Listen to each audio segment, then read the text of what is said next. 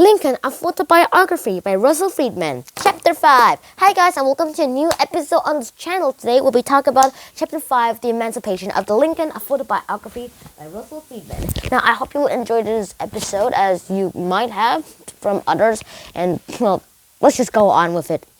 Now, what does Chapter 5 talk about? Well, it talks about emancipation and the proclamation of the Emancipation Proclamation.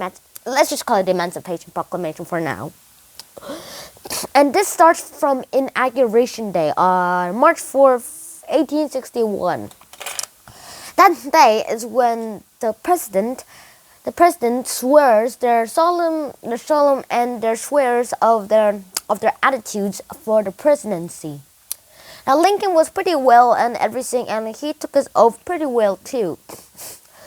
But then later it just happened to be like that. Well, Lincoln found out that Fort Sumter was low on ammunition, and he sent some troops to send the ammunition to them. But before the ammunition even arrived, Fort Sumter was, well, just to give it into simple words, attacked by the CSA after days of making them surrender. But then later, this has been known as the beginning of the Civil War. But to Southerners, it was also known as the end of the Civil War. Yay! But it was nothing like that. There was more and more and more things that happened here. And yeah, there are loads of things that happened. Even lots of people even supported Lincoln himself, and lots of people in the South really, were against Lincoln.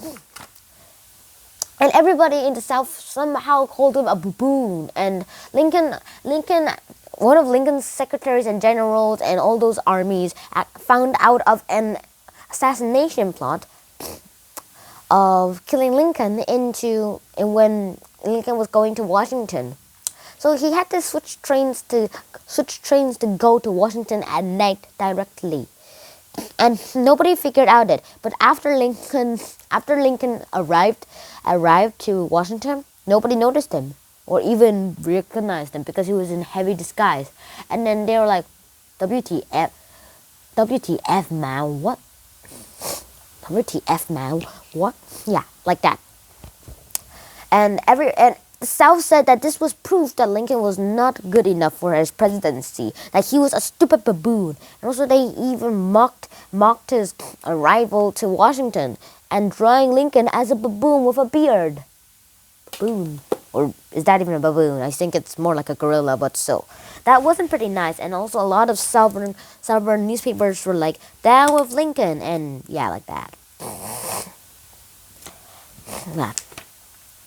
And then later, the CSA had 11 states who left the Union, and then Jefferson Davis joined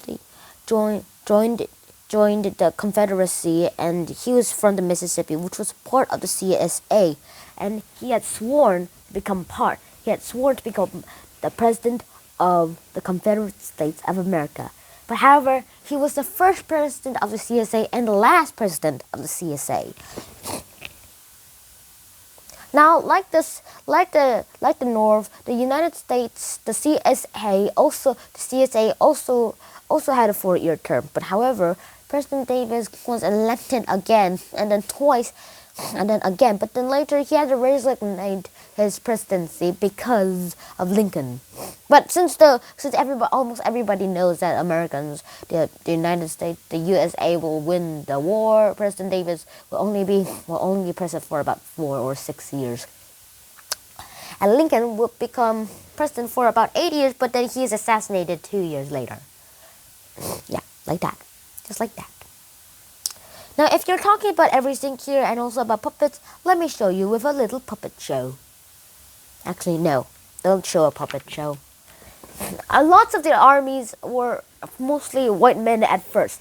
First of all, the white men were pretty good and they were pretty loyal, but they weren't as good as the black men that were kind of stronger. But still. It was like that. Then later, a man was calling Lincoln to say, and let the blacks enlist into the army. You need the blacks. You're losing white men to go into the army. And if we don't have white men to go into the army, we only have the slaves left. Let the blacks go into the army. And Lincoln was like, after lots of thinking, like, okay. And he was also told to command the commanders. And then McClellan, you remember McClellan, right? Yeah, McClellan, George B. McClellan was made into general. But then, after months and months and months of preparation, McClellan was not ready, still not ready of an invasion. He really did take care of his troops, but he was never ready for an invasion. Whenever he did, he was like, no way I'm gonna go there. And it was like that. He almost said no to each of Lincoln's commands and always said go down another way. But however, all of his strategies, McClellan was low on strategy, and also the president was kind of stupid for letting McClellan go into the generalcy. But he was still in generals. And then later, tragedy struck. Willie, the youngest son of the person whom the president loved the most, died of typhoid fever. Mary Todd Ann, who was the wife of Abraham Lincoln, was also in a typhoid fever not the typhoid fever you might have think of, but like in a tragic thing that she would never come back out of her room after a few months later, and she would never recover from the loss of this child. Now the family only had one child left, and they had to take care of him the best and most of all. And then there was this act called the Emancipation Proclamation, which is something like this: go into war with the South, the CSA, and abolish the CSA slaves only in the CSA. Then try to end slavery in the border states by negotiating with them. And then, for the first time of all, Mary Todd Lincoln came out of her room, and Lincoln, instead of signing his name ordinarily like A. Lincoln, he wrote his name Abraham Lincoln. He says, if my name ever goes into history, it will be for this act. Abraham Lincoln. So yeah, that's basically it. I hope you enjoyed this video as much as I did. Please like, share, and subscribe to this video if you haven't already. And I'll see you in the next episode. Shunhan out. Peace!